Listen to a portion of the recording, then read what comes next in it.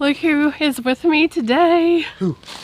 To walk and show you guys the beautiful trail while we have snow. I chose this day because of the snow.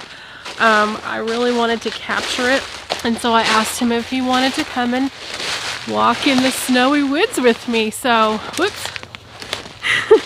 Here we are. Make sure you don't die. How peaceful, how serene, how beautiful.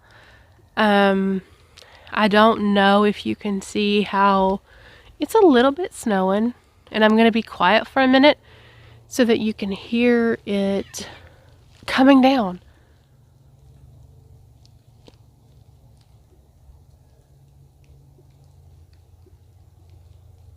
So we haven't done any outdoor activities, any outdoor cooking. It's mainly been indoors. But today we're out here walking with you guys so that I can give you today's spiritual encouragement, and it's going to come from Genesis. I have been reading through the Bible kind of from the beginning and just trying to glean and pick up new things along the way.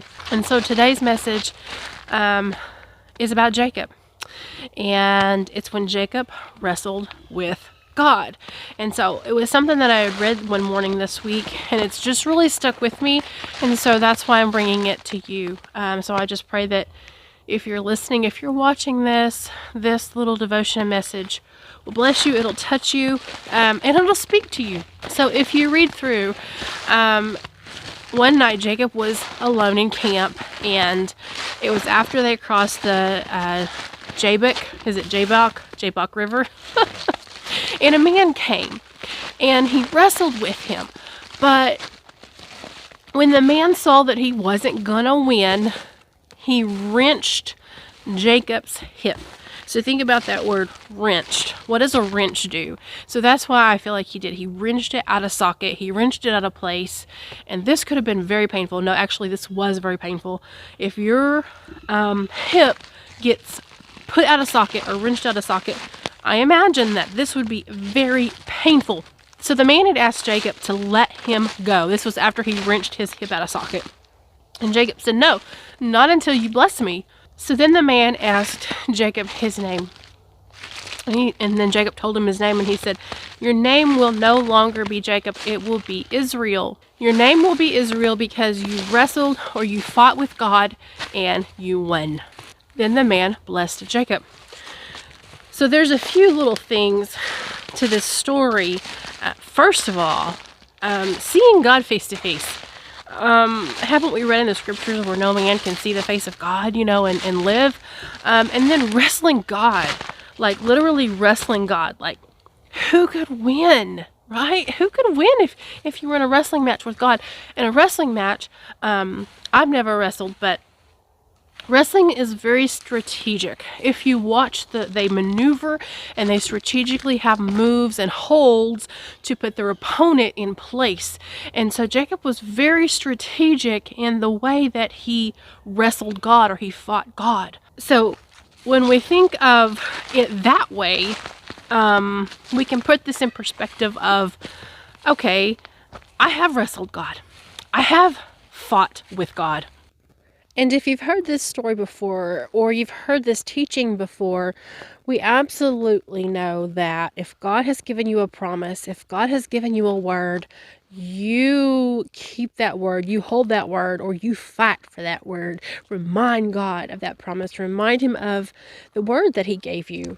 And all throughout the Bible, there are many promises for us to stand on, many words for us to stand on. But as I was reading this story through this time, God showed me something else.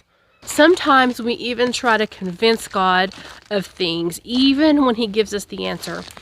If we don't like it, we get strategic in our prayer, right? So you think if you come at God a different way in your prayer life, that it's going to change his mind, or it's going to convince him, or he's going to see things your way. I have actually done this. So I thought, well, if I pray this way, or if I ask God this way, or if I'm a good girl, God's going to change his mind.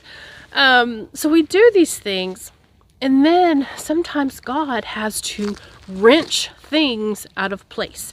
He has to wrench things out of place in our thoughts, in our hearts, in our mind, maybe some things just in our life in general.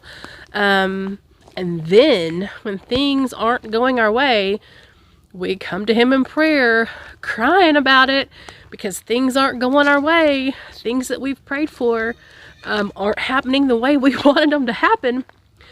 And we actually can't see that God is trying to bless us. And the truth is, He'll always fight for us. Many of us absolutely do not like the way that the world is going, the way the system is working.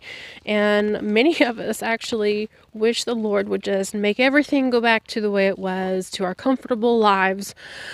But the reality is that those days are over.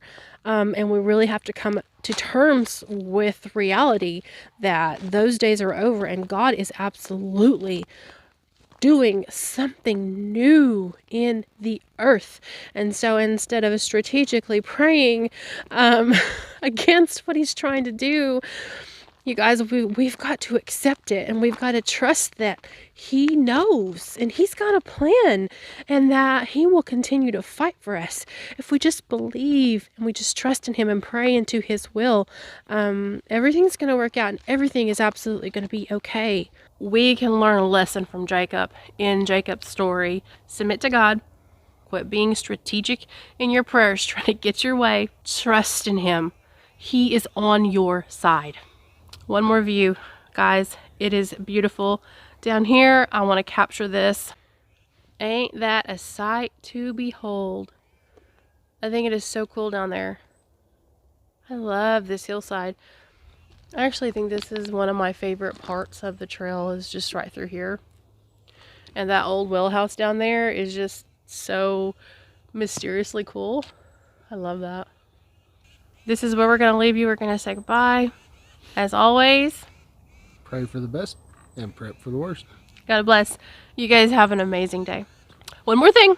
If you don't have a home church, we want to invite you to ours. I will leave the link in the description below.